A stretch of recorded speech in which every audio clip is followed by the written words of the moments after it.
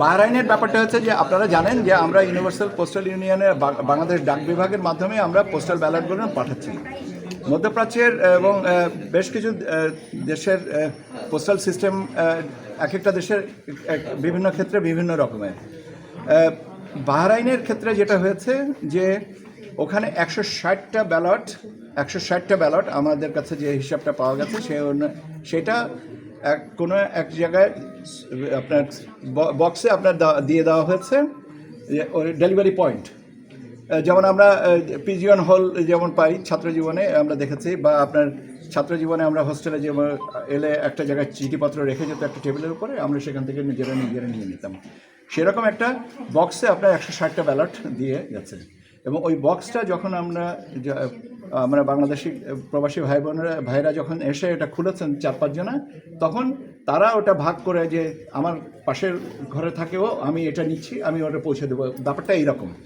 এবং আপনারা যদি ওই যে ভিডিওটা ক্লিপ এবং ওইটা আর কি ভিডিও ক্লিপটা যেটা করা হয়েছে আমরা যেটা শুনেছি, সেটা যদিও এটা করা উচিত হয়নি বলে আমি ব্যক্তিগতভাবে মনে করি, সেটা কিন্তু ওরা ওই একটা প্রবাসী ভোটাররা ভোটের একটা ব্যালট পেয়েছেন এই আনন্দটুকু ধরে রাখার জন্য এটা কেউ করে আপনার এটাকে তারপরে পোস্ট করেছেন।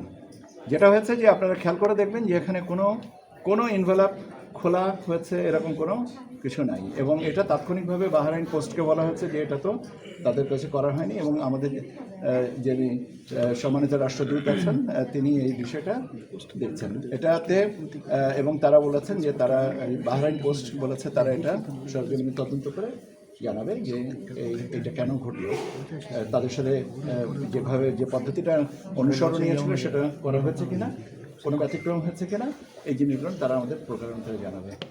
এবং এইটাই হচ্ছে সর্বশেষ অবস্থা।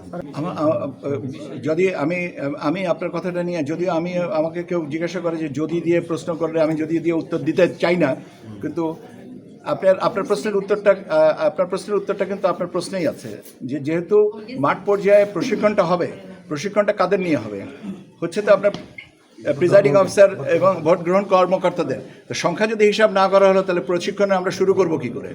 ধন্যবাদ আপনাদেরকে।